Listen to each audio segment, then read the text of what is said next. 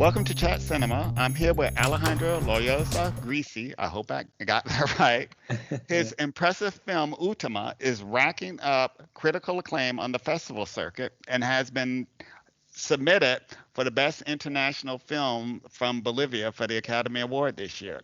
It really deserves it. I hope you get it. Okay, so I'm going to really start because I know you're really busy right now. So tell me, why this story as a debut film?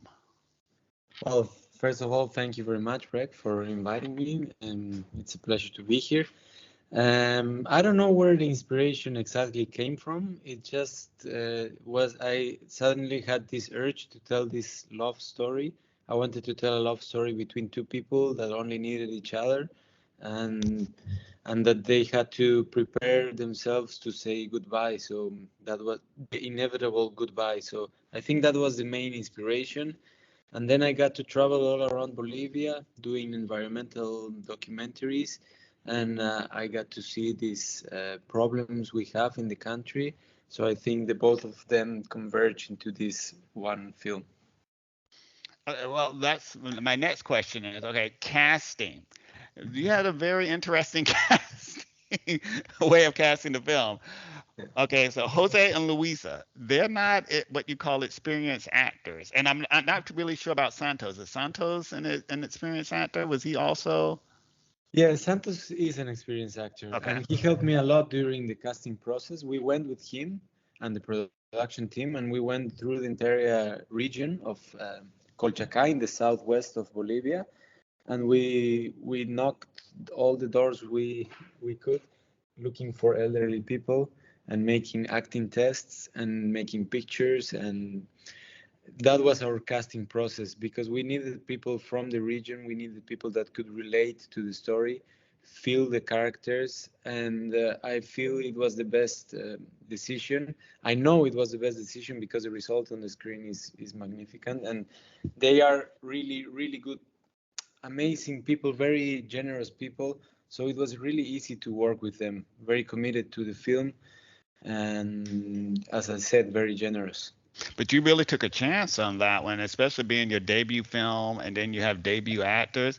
Were the producers like, I mean, I it was, really yeah, worked.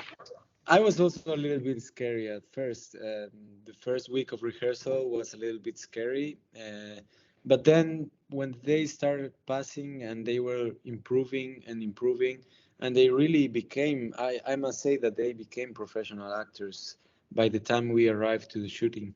So it took us a lot of rehearsals, but I think the panic went away, and then we just had fun during shooting. All right. So it's a character-driven film. I mean, I read the reviews. Some people have said, I mean, there are three characters in the movie, but I said I think there are five characters in the movie. I think you have three human characters, but also you have the character of the landscape and the character of the climate in the film. So that's why I said there are five characters in this story. Would you Yes, I elaborate? agree. I agree. I agree with you. It was always a big character, nature, and well, and the landscapes, because yes, the relation with they have with nature and the relation they have with the environment is very important for the film, and it is. I agree. It is another character. Yeah. Yeah, the landscape is just breathtaking. So that segues into my next question, because now you were working with your cinematographer Barbara, fantastic cinematographer, I must Yeah. say. You planned out all the shots, obviously, but then you said there was a little bit of spontaneity. But I noticed too, how did you guys go from grandiose, getting this landscape, to intimacy also? That was the juggle here.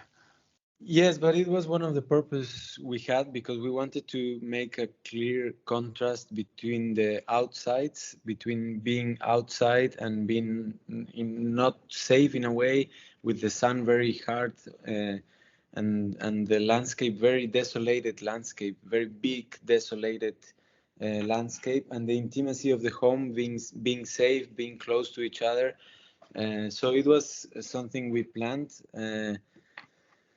And it was to show this huge difference, because it is when you are in this place you feel that way. You are outside and the wind is very hard and the sun is very hard, and when it's night it's dark, it's cold, and when it's day it can be hot.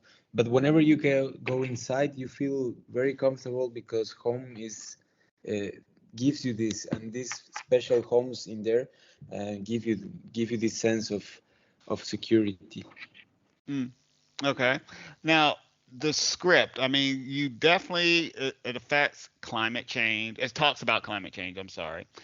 But it wasn't very preachy. It wasn't a sermon. You were just showing I guess, the effects of it in a way. Now, how did you come up with that? Because that's another balancing act.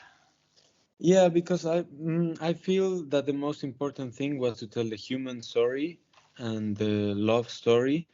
The other is the context where they are.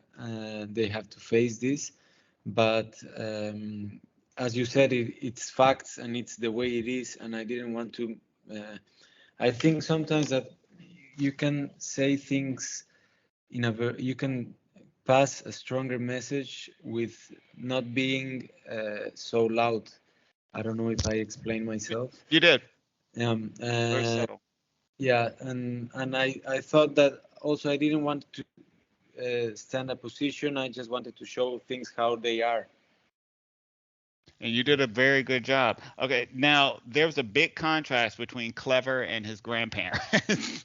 Clever had the mobile phone. I mean, he couldn't let go of the mobile phone, but the grandfather, was very much into the traditions of the past. And at times you could see there's a little tension there. Yeah. Yeah, that's something also I wanted to talk about, the intergenerational differences, and because I think uh, all we are experimenting now, it's very new. It's just 30 years we have internet, or a little bit more, a little bit less, and it's a revolution we are living in, and it's very special, and we don't know where it's driving us. And I think sometimes we need to stop, and we are overstimulated, and we have all this information. And I'm not saying it's bad, because maybe it is a great thing, maybe it drives us to a better place, but we also need to stop and realize um, what we really are, what we really uh, feel and need. And I feel older generations still have that, and I feel also that sometimes we stop listening to them. And in my case, I always listen to my grandmother, because she's really wise and she helps me a lot in many things. But I feel that as society, sometimes we don't do that, especially in climate related problems. Hmm. Very, very true. Now, is the movie okay? I'm reading your notes. Is the movie about hope? Is it about not? I wouldn't say the characters are desperate. Pessimism, solving the problem. Because I don't want spoilers. I don't want to give it away. But at the end of the movie, it could go both ways for me, for a lot of people. Yeah. For me, I know what I was thinking, but you tell me. Yeah, as you said, it can go both ways. Some of people feel it in a pessimistic way, and some others think of it as hope, in a hope way. I personally wanted to have hope with the film. I don't want to spoil also the ending, but I wanted that for the film. It was not a pessimistic point of view. It also has hopes, and with life is that way. There's always grace. You can't be in one side or in the other. There's always an in between.